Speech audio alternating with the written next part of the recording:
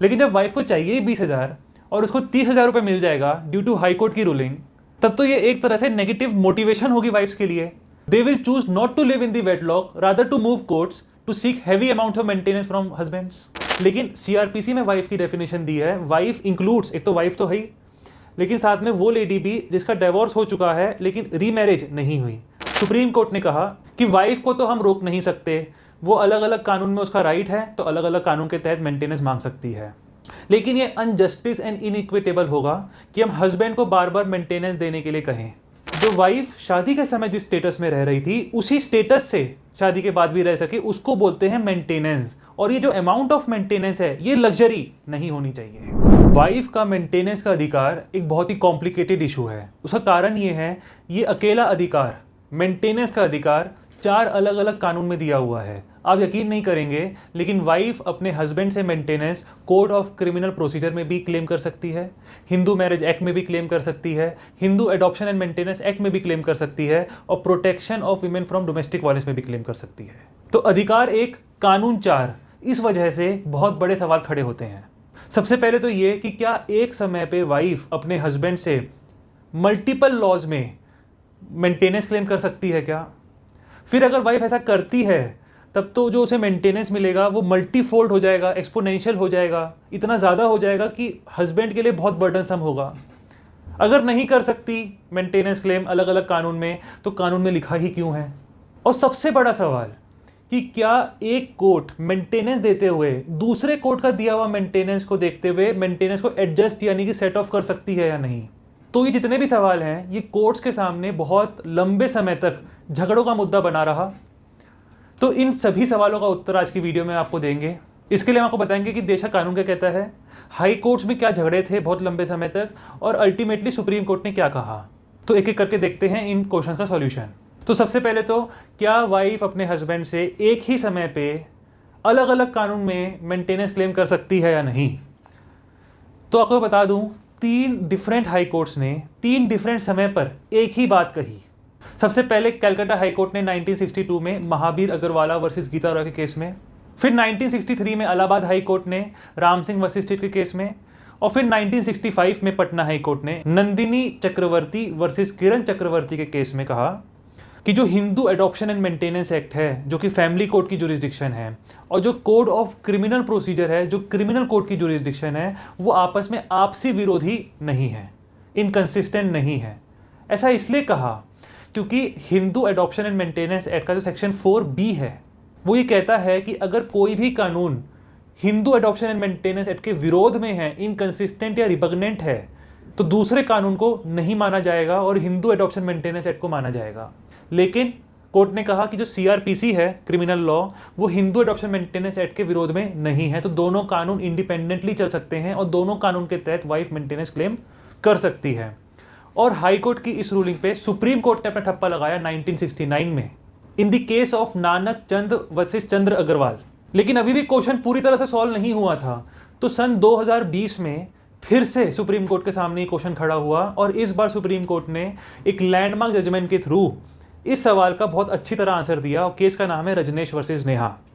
Supreme court ने कहा कि जितने भी कानून के तहत मेंटेनेंस का अधिकार है, चाहे वो कोड ऑफ क्रिमिनल प्रोसीजर हो, डोमेस्टिक वायलेंस एक्ट हो, हिंदू मैरिज एक्ट हो या Hindu adoption and maintenance act हो, जितने भी कानून हैं सभी का पर्पस एंड ऑब्जेक्ट अलग अलग है।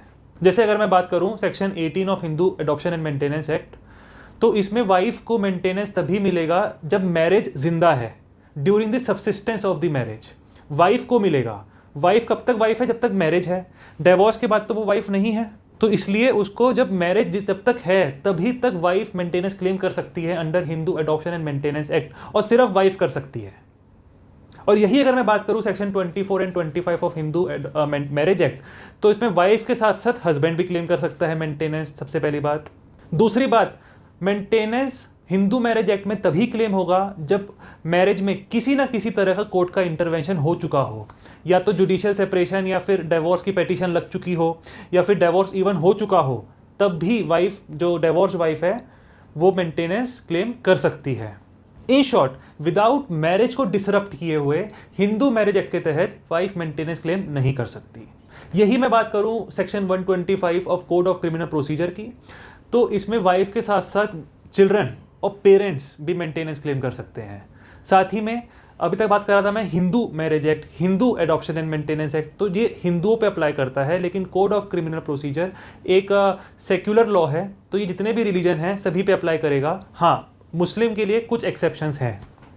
फिर सीआरपीसी में वाइफ को डिफाइन किया हुआ है। हिंदू एडॉप्शन मेंटेनेंस एक्ट में वाइफ कर सकती थी। वाइफ कब तक वाइफ है? जब तक डिवोर्स ना हुआ हो।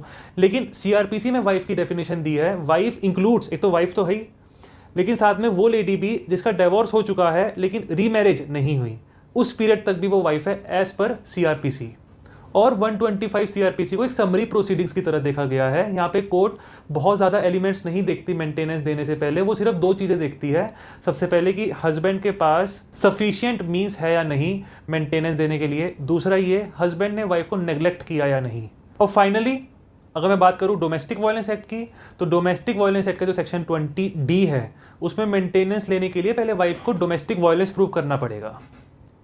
अब डोमेस्टिक वायलेंस मतलब सिर्फ फिजिकल वायलेंस नहीं होता। डोमेस्टिक वायलेंस एक बहुत ब्रॉड चीज़ है। Now what is domestic violence, कौन डोमेस्टिक वायलेंस की कंप्लेंट कर सकता है और डोमेस्टिक वायलेंस की कंप्लेंट किस किस पर हो सकती है, ये हम किसी और वीडियो में बात करेंगे, जल्दी लाएंगे उस वीडियो को भी। आज की वीडियो में अपने क्वेश्चन पे स्टिक रहेंगे। जो सबसे बड़ा क्वेश्चन ये है कि क्या वाइफ को अल्टीमेटली डिफरेंट कानून में एक समय पे मेंटेनेंस मिल सकता है या नहीं, और अगर मिल सकता है तो क्या उस मेंटेनेंस को एडजस्ट कर सकते हैं या नहीं।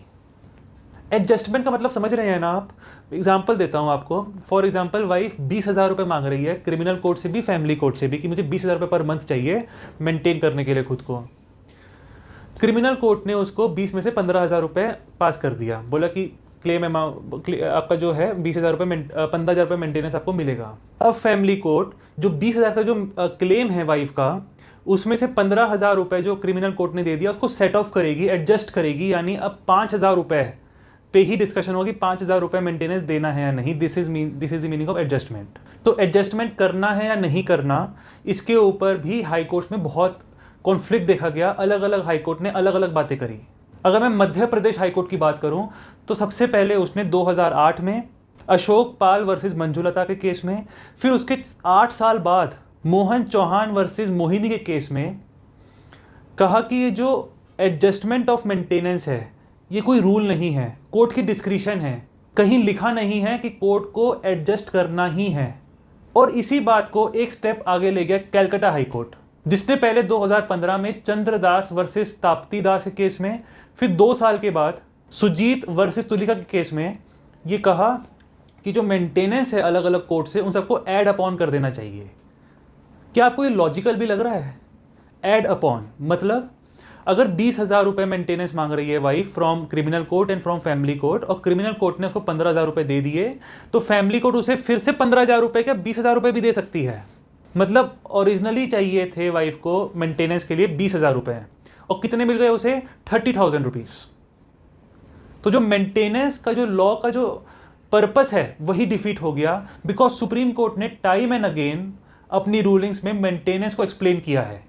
1975 में सुप्रीम कोर्ट ने भगवान दत्त वर्सेस कमला देवी केस में समझाया था कि मेंटेनेंस मतलब मेंटेन करना स्टेटस को, मतलब जो वाइफ शादी के समय जिस स्टेटस में रह रही थी उसी स्टेटस से शादी के बाद भी रह सके, उसको बोलते हैं मेंटेनेंस। और ये जो अमाउंट ऑफ मेंटेनेंस है ये लग्जरी नहीं होनी चाहिए। फिर सुप्रीम कोर्ट ने 2008 में भी चतुर्भुज वर्सेस सीताबाई के केस में भी कहा कि जो ये मेंटेनेंस अमाउंट है ना, हस्बैंड के लिए पनिशमेंट नहीं होनी चाहिए। वाइफ को प्रोटेक्ट करना है क्योंकि वो बहुत तरह के मानसिक और आर्थिक तनाव से गुजर रही है, उसको प्रोटेक्ट करना है कि उसकी जिंदगी बद से बदतर ना हो, बट हस्बैंड के लिए पनिशमेंट ना बने ये मेंटेनेंस। लेकिन जब वाइफ को चाहिए 20,000 और उसको 30,000 रुपये मिल जाएगा ड्यू टू हाई कोर्ट की रूलिंग, तब तो ये एक तरह से नेगेटिव मोटिवेशन होगी वाइफ्स के लिए। They will choose not to live in the wedlock, rather to move courts to seek heavy amount of maintenance from husbands. तो इसी बात को देखते हुए बॉम्बे और दिल्ली हाई कोर्ट ने डिफरेंट अप्रोच, डिफरेंट कंसेप्ट दिया from Calcutta high court. So Bombay high court ने 2018 में विशाल वर्सेस अपर्णा के केस में, और दिल्ली हाई कोर्ट ने 2019 में आरडी वर्सेस बीडी के केस में कहा कि बेशक सारे कानून इंडिपेंडेंट है, वाइफ सभी कानून के तहत मेंटेनेंस क्लेम कर सकती है, लेकिन हस्बैंड को सभी कानून के तहत बार बार मेंटेनेंस दिलवाना ठीक नहीं है। इसलिए एडजस्टमेंट या सेट ऑफ होना चाहिए। और इसी जजमेंट पे ठप्पा मारा है सुप्रीम कोर्ट ने और इसको और बेहतर तरीके से एक्सप्लेन किया है 2020 की रूलिंग रजनीश वर्सेस नेहा में। फिर से आ रहा हूं ये लैंडमार्क रूलिंग पर। सुप्रीम कोर्ट ने कहा कि वाइफ को तो हम रोक नहीं सकते, वो अलग अलग कानून में उसका राइट है, तो अलग अलग कानून के तहत मेंटेनेंस मांग सकती है। लेकिन ये अनजस्टिस एंड इनइक्विटेबल होगा कि हम हस्बैंड को बार बार मेंटेनेंस देने के लिए कहें, इसलिए वाइफ की जिम्मेदारी तय करी है। आप ध्यान दीजिएगा, सुप्रीम कोर्ट ने वाइफ की जिम्मेदारी बांधी है कि अगर उसका केस मेंटेनेंस का अलग अलग कोर्ट्स में है और एक वन ऑफ द कोर्ट से उसको मेंटेनेंस अमाउंट मिल गया है या पार्शियल मेंटेनेंस अमाउंट मिल गया है, तो दूसरे कोर्ट में वो डिक्लेयर करेगी, वाइफ डिस्क्लोज करेगी कितना अमाउंट ऑफ मेंटेनेंस उसे मिल चुका है। और दूसरी कोर्ट मेंटेनेंस देते समय जो पहले अमाउंट मिल चुका है मेंटेनेंस का उसको अकाउंट करेगी और एडजस्टमेंट और सेट ऑफ के लिए कंसीडर करेगी। आसान भाषा में समझाता हूं आपको, वाइफ ने 20,000 रुपये क्रिमिनल कोर्ट से और फैमिली कोर्ट से क्लेम किया। क्रिमिनल कोर्ट ने 15,000 दे दिए। नाउ फैमिली कोर्ट जो बचा हुआ 5,000 है उसी पे थिंक अपॉन करेगी कि इसको 5,000 रुपये देना है या नहीं, या तो वो 5,000 रुपये दे देगी या फिर कुछ भी नहीं देगी या फिर उस 0 से 5,000 के बीच में कोई अमाउंट देगी। So this is the final direction of supreme court. तो आज की वीडियो में हमने जो बात किया है वो है वाइफ के मेंटेनेंस राइट के बारे में। लेकिन क्या आप जानते हैं हस्बैंड का भी राइट ऑफ मेंटेनेंस है फ्रॉम वाइफ? और क्या आप ये भी जानते हैं कि जो कानून में ऐसी बहुत सारी सर्कमस्टेंसेस हैं जब वाइफ मेंटेनेंस क्लेम कर ही नहीं सकती अपने हस्बैंड से? तो क्या मुझे इन टॉपिक्स पर वीडियो बनानी चाहिए या नहीं, ये आप मुझे बताइए कमेंट्स में। अगर आपको लगता है मुझे बनानी चाहिए तो आप बताइए, हम उस पर वीडियो बनाएंगे। साथ ही में जो वाइफ का मेंटेनेंस का अधिकार है हमारे देश में अपने हस्बैंड से, उस पर आप लोगों के क्या विचार है ये भी बताइए कमेंट्स में। तो फिर मिलते हैं किसी और एक नई वीडियो के साथ, तब तक के लिए बहुत बहुत धन्यवाद।